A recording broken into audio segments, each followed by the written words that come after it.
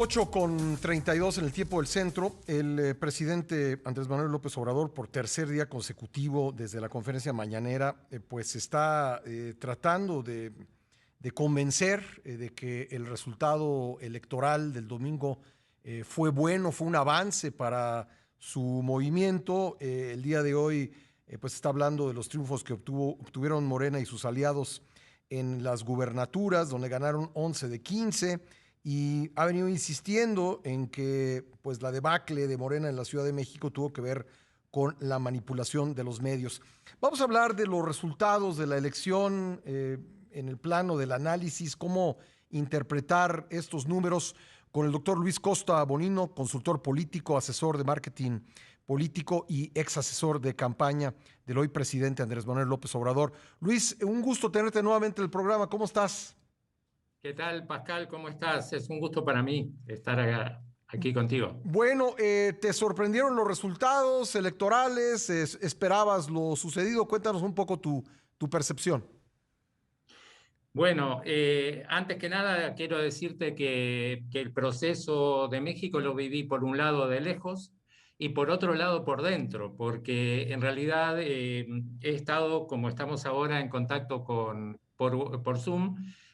También trabajé en la campaña con diferentes candidatos, con candidatos de oposición y también con algún candidato de Morena en esta elección. Es decir, que digamos, mi percepción tiene un sesgo particular, más centrado tal vez en lo estratégico, pero sin duda, digamos, la elección, a mi manera de ver, dejó, se pueden sacar conclusiones muy, muy interesantes. Yo diría, en principio, que el presidente sufrió una derrota en lo electoral moderada, diría, siempre una derrota, pero moderada. En lo que sufrió una derrota absoluta fue en su discurso. Ujú. Es decir, yo creo que los resultados de las elecciones con una mejor estrategia de la oposición hubiera tenido una diferencia sustantiva. Pero bueno, esta elección parecía de lejos y de hace meses, parecía ser una especie de plebiscito entre, digamos, por el presidente o contra el presidente. Sin embargo, no fue así. La elección fue una suerte de conjunto muy grande de constelaciones, Ujú. de elecciones locales, con una lógica absolutamente diferente y ajena a la lógica nacional, a la lógica ideológica, incluso a la lógica partidaria, Sí. y también muy, en algún sentido, un poco externa a esa idea de que las cosas se iban a decidir por o contra el presidente. O Pero sea, yo ¿tú crees que diría lo que local dominó sobre lo nacional? así es, Sí. completamente. Yo diría que, primero, lo esencial en las campañas digamos, todas las campañas ganadoras fueron campañas, hay algo que nunca me pasó en mi vida, que es haber hecho campañas para la oposición y alguna también para el oficialismo, Ujú. pero hacer el mismo tipo de planteo estratégico.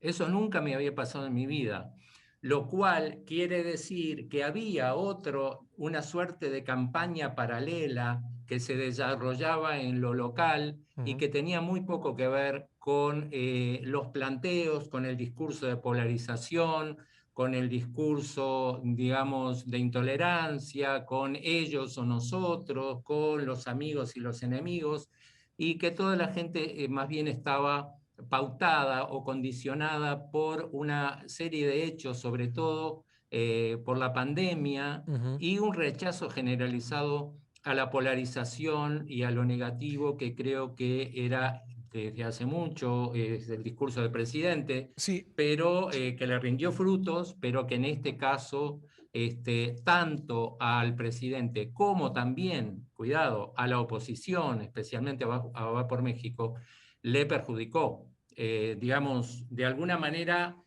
comerse la pastilla de la polarización. Déjame tratar de resumir lo que dices. El presidente intentó que la campaña o el tema fundamental, la espina dorsal de la campaña, de las campañas, de las elecciones en plural, girara en torno de él, o él fuese ese punto aglutinador a favor o en contra, y en esto no tuvo éxito, es lo que me estás diciendo. Así es, eso venía planteado desde hace tiempo, diría de hace casi un año, Sí. de parte del presidente, de que en algún sentido estas elecciones iban a ser un plebiscito entre él, o, por él o contra él, Sí. y que también la oposición en algún sentido jugó en esa lógica de polarización, en hacer una alianza bastante, digamos, contra natura, pero que más allá de eso, que no sería el gran problema, sino que jugó también, apostó y jugó con las cartas de la polarización. Sí. Es decir, hizo una alianza, digamos, de tres partidos básicamente, y muy inconexos entre sí en términos Muy bien. ideológicos, pero que de alguna manera se preparaba para esa contienda de plebiscito, digamos, Sí. ¿no? Contra Luis, o a favor perdóname del que te presidente. interrumpa, tengo que hacer una pausa Sí, comercial obligada. ¿Me perfecto, puedes esperar sí, 2 minutos? Regresamos enseguida por para supuesto. Aquí continuar esta estamos. conversación con el doctor Luis Costa Bonino sobre los resultados de la elección del domingo. 8:38, una pausa. Agradezco mucho al doctor Luis Costa Bonino que nos haya esperado para continuar con esta conversación. Luis, el presidente dijo hace un momento en Palacio Nacional, por cierto, por tercer día consecutivo hablando de los resultados electorales, que a pesar de que se unió toda la delincuencia de cuello blanco, así le llama a la oposición, el pueblo dijo, seguimos con la transformación. ¿Tú estás de acuerdo con este resumen que hace el presidente de los resultados electorales? No, en absoluto, para nada. Primero hay que ir a lo más superficial, pero lo más evidente y lo más grueso, es que en términos, digamos, políticos y en términos institucionales, el presidente perdió la mayoría calificada que le hubiera permitido modificar temas constitucionales, que ahora no puede hacerlo. Y en términos partidarios de Morena, perdió la mayoría, es decir, que hay cambios sustantivos que son muy relevantes, es decir, perder una mayoría calificada que tenía en términos de coalición y perder la mayoría en términos partidarios, en el caso de Morena, es una pérdida enorme. A mí me parece que es una pérdida que le hace muchísimo bien a México, en el sentido que, por un lado, no lo priva el presidente de una mayoría simple que le permite gobernar, digamos, no genera un Sacar el problema de presupuesto, gobernabilidad, ¿no? pero al mismo tiempo aleja los fantasmas autoritarios o los fantasmas antidemocráticos que a veces sobrevolaban por la vida política mexicana y que eso se revirtió claramente al terminar con las mayorías calificadas. Entonces, en términos, digamos, lo que sería el primer titular es el presidente perdió.